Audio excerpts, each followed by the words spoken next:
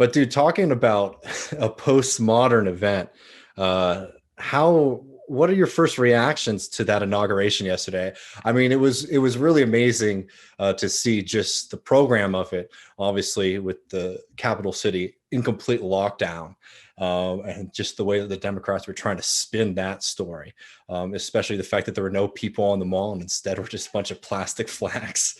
It very much felt like end times kind of inauguration there. Well, you could have interpreted it that way. I think the way the CNN political analyst, what's his name, David Chalian, his response, which I mean strikes to me as like what a somebody who's microdosing LSD would say about the setup here. Let's just play a little bit of this.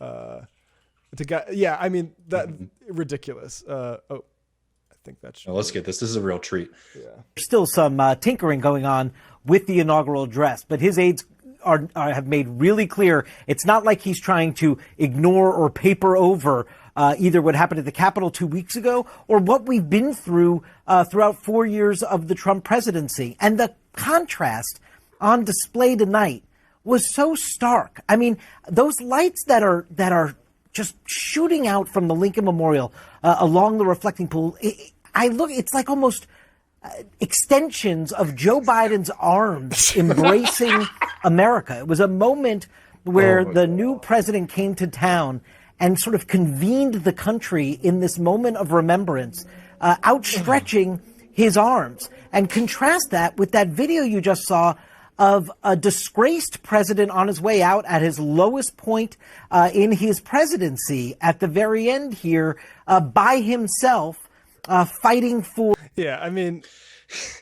So just for people who might not be familiar, they didn't just bring in some guy off the street who was looking exceptionally chipper.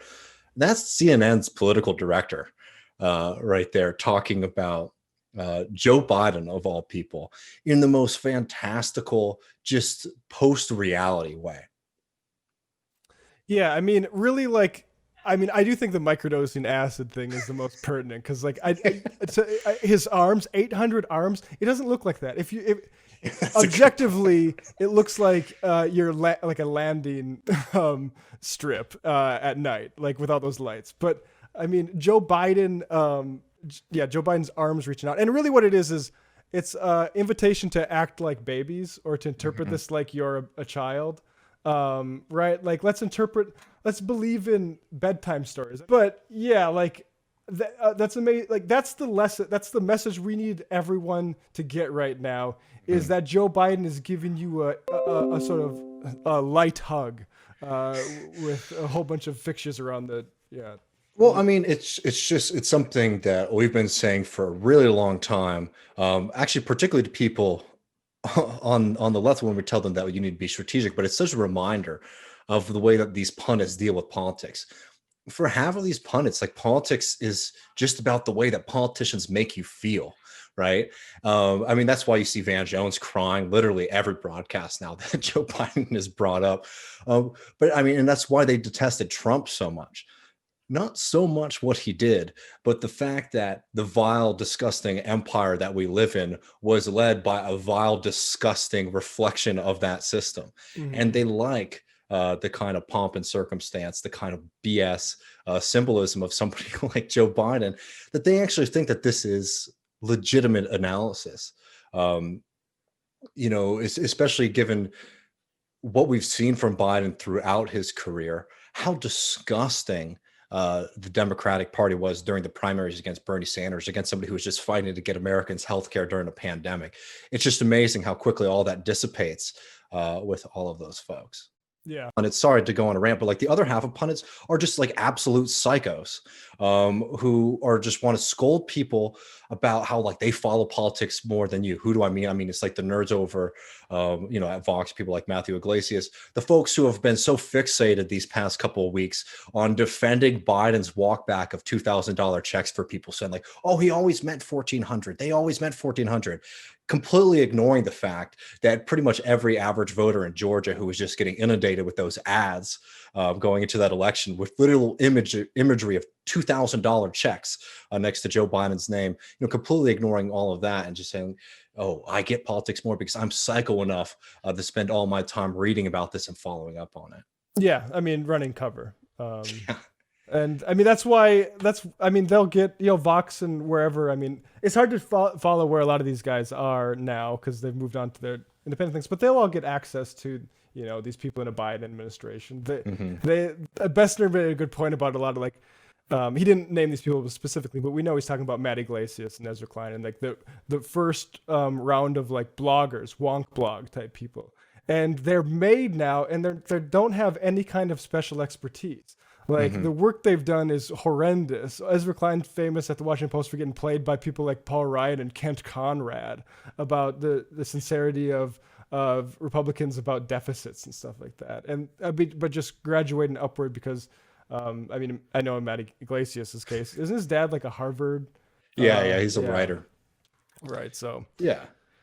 Oh no, I mean it's a complete.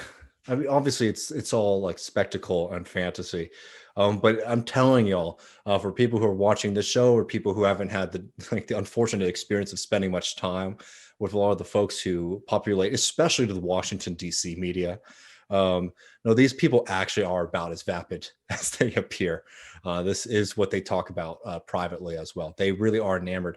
When I used to work in media, my old boss had a big ass picture of Joe Biden eating ice cream. I used to work at a Arabic newspaper publication in the United States. And they just had their screensaver was a big ass picture of Joe Biden eating ice cream. And I always just found it just absolute. And this is 2014, 2015. I always just thought it was absolutely insane. It's you're a reporter, not from a partisan, outlet at all. And you're just so enamored with just BS, the most low level marketing schemes from somebody like Biden. It's oh, well, what Americans love is they like sunglasses and ice cream. What if I put those together? And that actually works on the drooling horde of DC pundits for the most part. It's quite the indictment. And we should say educated people, like that, and the same type of people who are appealed to by all the memes about Hillary with her phone, or the multiple phones or whatever that was. Yeah, very bad stuff. But they're in charge now, and I think. I mean, we have an axis of progressivism in North America. Let me show. This one's amazing to me. So you want to talk about dumb takes? I mean, this guy is sort of a low-level reporter. What was it? What's the stupid Democrat blog? I can't remember right now. Is it Fire Dog Lake or something? I can't remember. Anyways, this is an exceptional combination of tweets over here. AMLO is probably, the first person who's just, random Twitter account has a picture of Joe Biden, Trudeau, and AMLO saying North America finally has the left trifecta, which, by the way, what a sad, first of all, complete fantasy take to even consider, the idea that we have some kind of proper left bloc in North America right now. But honestly, compared to the pink tide, a really pathetic showing. But Matthew Chapman right here really adds on to the idiocy of this whole exchange by adding AMLO is probably the weakest of the three in terms of his leftist credentials. But yeah, close enough. And with that person is, again, this is wanting to be pampered to your feelings. Look, there are criticisms of AMLO, and I don't want to get into all of that right in this moment.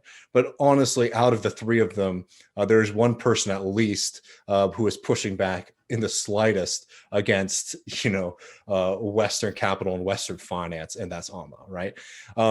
What Chapman means here by AMLO not being left is not catering to his personal need to just have somebody on television all the time just saying orange man bad, right? That's what they mean by being left. It's oh my God, Joe Biden called Donald Trump racist. That was what it means to be left. I mean, it's just buffoonery, politics and conceptions of what being left are, and meanwhile, Trudeau, don't even need to take too much of a dive into him. Just look at just the outright assault on Native peoples in Canada over the past 2 years in themselves, but throughout his entire tenure as prime minister.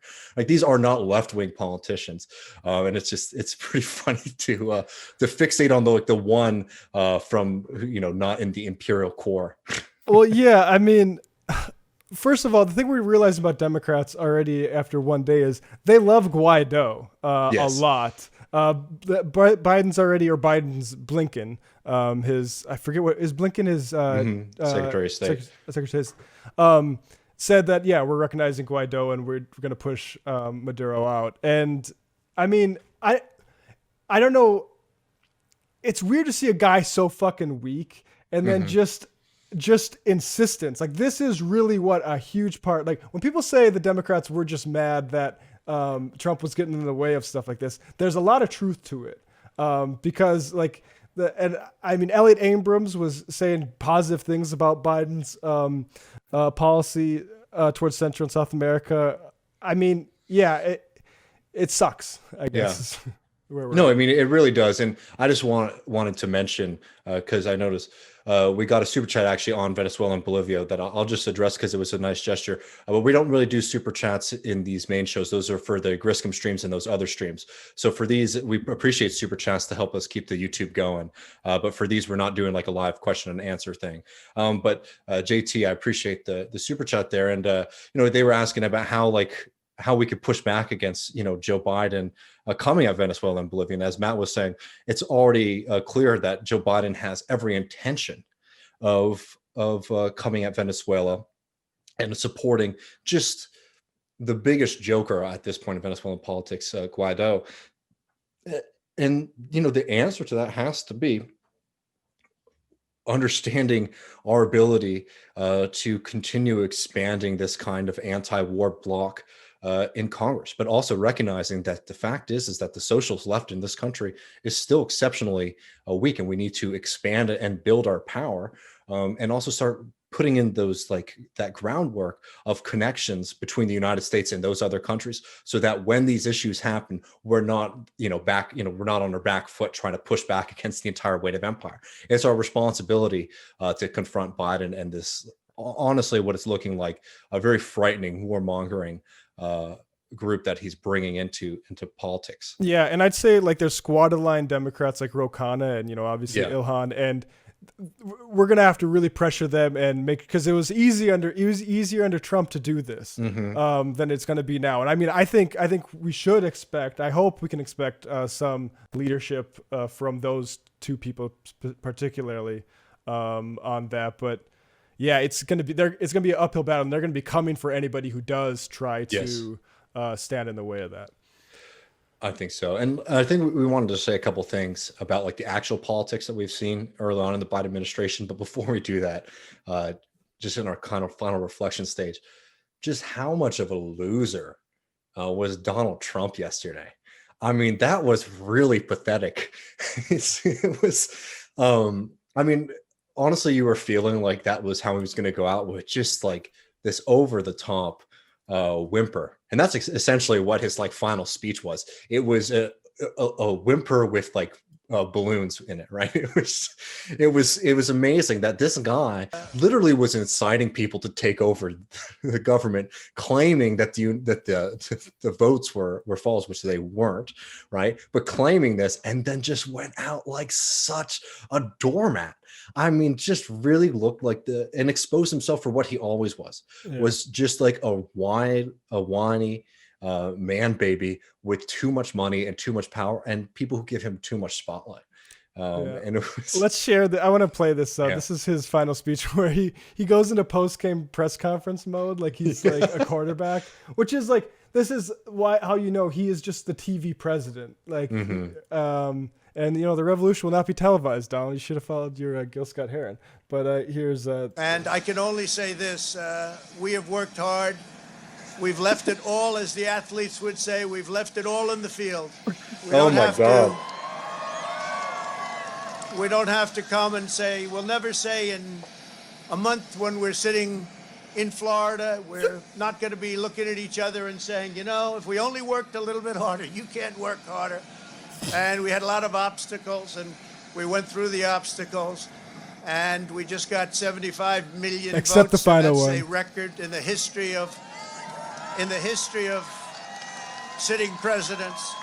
In the history of It's losers. an all-time record by a lot, by many. I mean, come on, dude. That's what your parents say to you It's when the you were most votes. crying in the back seat after losing your YMCA soccer challenge at U7. It's the most votes a loser ever had, and Yeah. a lot of people can feel confident about that. Oh my God. I mean, it's just so pathetic. And it really is just a reminder, like Donald Trump caused exceptional damage, as all presidents do. All presidents cause exceptional damage to people all around this country and all around the world. And Donald Trump is no exception to that. But this, I think, was a very clear reminder of just the lack of follow through in this person. Somebody who just always was looking for a pat on the back. And just a real pathetic doormat of a person. Happy to see him just go out like just such a complete loser that he was, and very happy to be rid of him. Don't get me wrong. Yeah. But just that was really, really, really just pathetic to see. So I don't have many other words for it. I was waiting for something. I was even waiting for like a little Trumpism at the end, like a little defiance. It wasn't. It was pretty boilerplate kind of rationalization from a narcissist. He never wanted to be president. I mean, I think that that's was true. true. He never really wanted it, and he kind of, it's, yeah. I mean, it's an amazing thing, but it is funny to like, yeah, the QAnon people, they think they want me to do all this stuff, and it's like, I gotta go to Florida. Sorry, QAnon people. Bye bye. And people will want to check out the end of the show tonight, where I have included Vice's compilation of Trump saying bye bye, because it is very satisfying to hear him say bye bye a whole bunch of times. I think that's about right. But should we talk about Biden a little bit? I think so. I mean,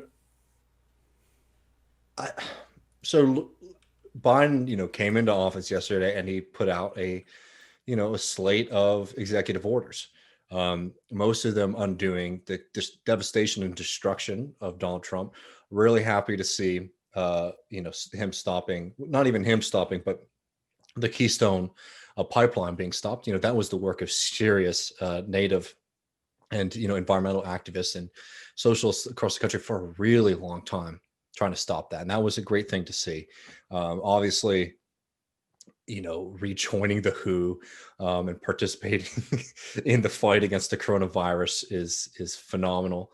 But I don't know. I've been sort of watching this and being a little bit confused by the way that some people on the left, the socialist left, have reacted to this. I mean, this is like basic kind of politics stuff. This is like I think that some people are forgetting just how badly Donald Trump managed this crisis.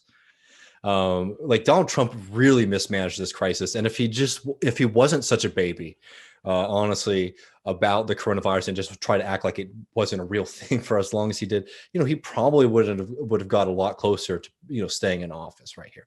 So Joe Biden coming in and doing the kind of bare minimum on the coronavirus is good from a human survival standpoint, but it's nothing that is making me sit here and think like, okay, I got it all wrong about this guy. Joe Biden's left. Joe Biden's going to be the next FDR.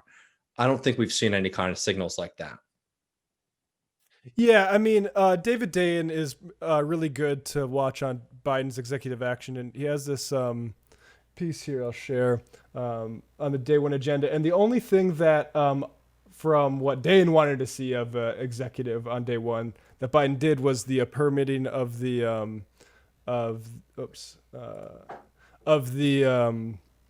Keystone XL. And so, I mean, that applause there. But particularly on, just an example, actually, that's indicative of the limitations here, is that, like, for instance, he stopped or continued the student loan policies regarding payments and interest.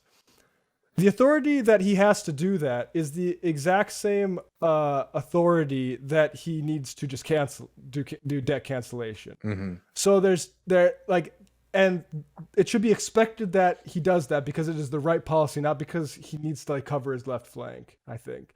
And to the extent that he does any of these things, I think it will be because they are the right thing to do, particularly in a pandemic depression, Yes. more than Biden, reading the right magazines. Literally just mimicking other governments.